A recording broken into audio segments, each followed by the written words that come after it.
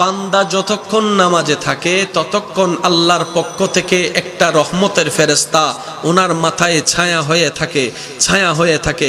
বান্দা যখন কিয়ামে থাকে তখন তার জন্য আল্লাহর কাছে দোয়া করে, যখন রুকুতে যায় তখন তার জন্য আল্লাহর কাছে দোয়া করে, যখন বান্দা বলে সামি আল্লাহু লিমান হামিদা তখন রব্বানা লাকাল হামদ বলার সাথে সাথে ফেরেশতা বলে মওলা তোমার প্রশংসা করছে তোমার বান্দা, তুমি একটু কবুল করে নাও, তুমি একটু কবুল করে নাও।